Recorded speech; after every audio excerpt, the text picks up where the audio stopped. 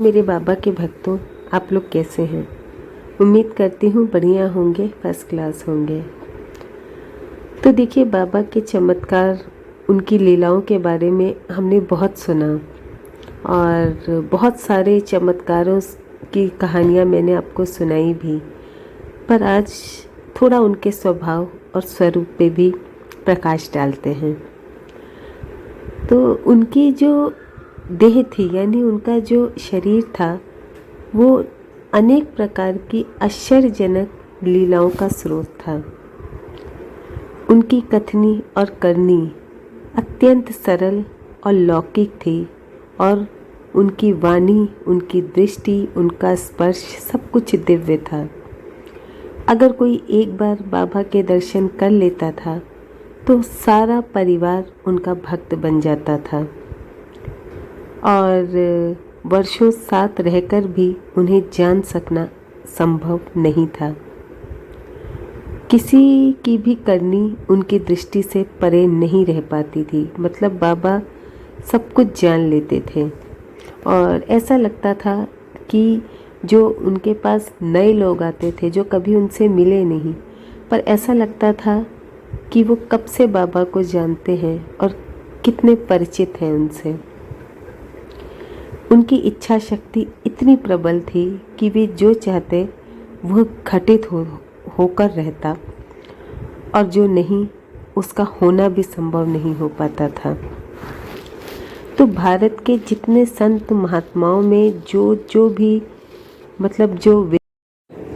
भी विलक्षणताएं होती, वो एक ही स्वरूप में बाबा के रूप में विराजमान थी। बाबा अपने भगवत स्वरूप को सदा छिपाए रहे। मतलब वो नहीं चाहते थे कि कोई भी ये जान पाए कि वो भगवान हैं। तो मतलब उन्होंने अपने इस दिव्य रूप को हमेशा लोगों से छुपाए रहे।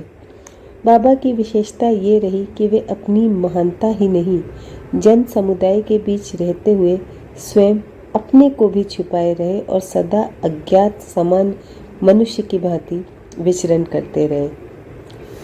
और बाबा ने एक बार एक भक्त की शंका के उत्तर में कहा भी था कि अगर आदमी हमें जान जाएगा तो दुनिया हमारे रोम रोम को नोचकर ताबीज़ बनाने लग जाएगी।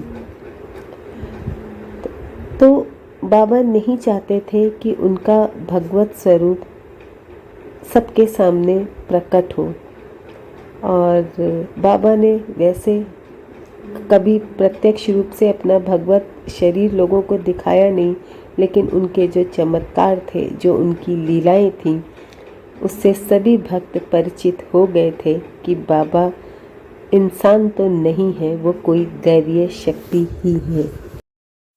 बाबा कहा करते थे कि हम कोई बाबा नहीं है, हमें बाबा बाबा मत कहो, जाओ और हनुमान जी की पूजा करो। और पत्नियों के लिए उन्होंने एक बड़ी अच्छी बात कही थी कि पति कैसा भी हो, परिवार को सूत्रबद्ध करके रखता है, तो एक पत्नी को धैर्य और निष्ठा से काम लेना चाहिए। अपने पति के प्रति समर्पित पत्नी योगियों से भी महान है। माँ का रूप ही ईश्वर का रूप है। और बाबा कहते थे कि स्वयं कष्ट उठाकर त्याग कर पाना कठिन होता है। ऐसा कार्य मनुष्य पूर्व जन्मों के संस्कारों के कारण ही कर पाता है। क्योंकि देखिए, हम में से कोई नहीं चाहता कि हम खुद कष्ट उठाकर दूसरों की मदद करें। तो बाबा भी यही कह रहे थे कि अगर आपको कष्ट है तो उस कष्ट में दूसरों की मदद करना सबके बस की बात नहीं होती है। ये आप तभी कर पाएंगे जब आप पर पूर्व जन्म के संस्कारों का कुछ उसमें अंश हो, तभी आप अपने कष्ट में रहकर दूसरों की मदद कर पाएंगे। और बाबा कहते थे कि देखिए, क्या करना चाहिए ये भी बाबा ने हमें बताया है। बाबा कहते थे भगवान अपनी प्रकृति में पूर्ण रूप से विद्यमान है। वे सर्वत्र हैं और कभी भी हमारी आंखों से ओझल नहीं होते।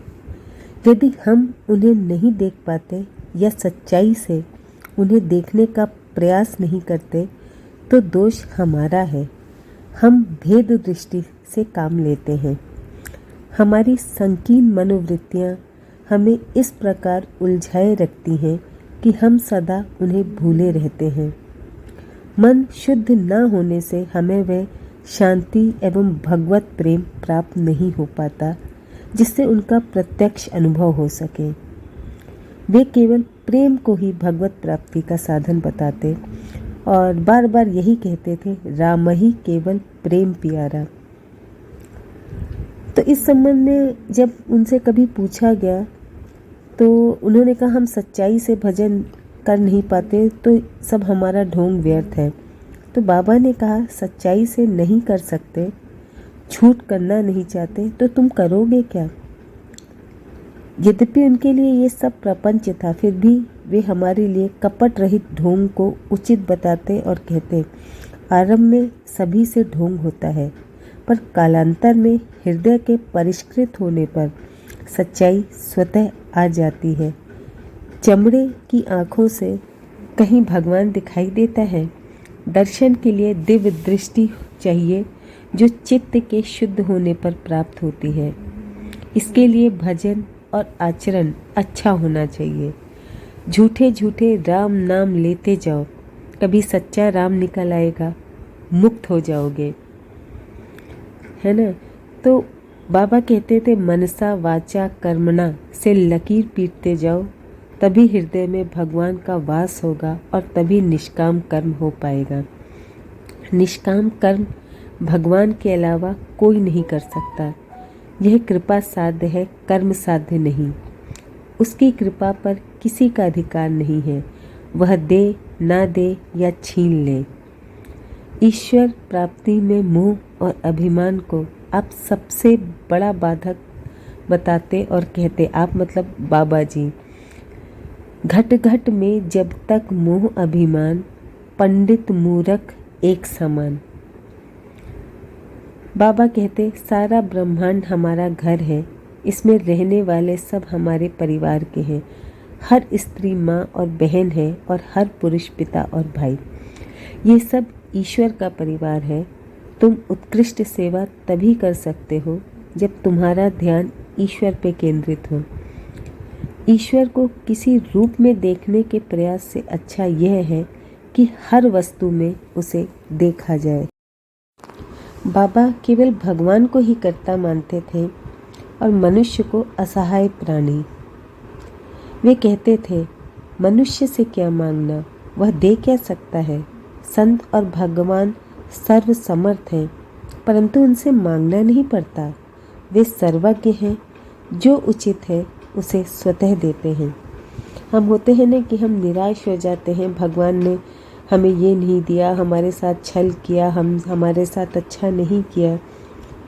तो वो यही कहते थे कि जो आपके लिए उचित है भगवान वो आपको खुद ही देंगे। बस कंडीशन ये है कि आपको उनकी भक्ति करनी है, उनका नाम जप करना है। ईश्वर के भरोसे से सब कार्य सहज रूप से हो जाते हैं। ईश्वर की कृपा से ही मनुष्य सफल होता है।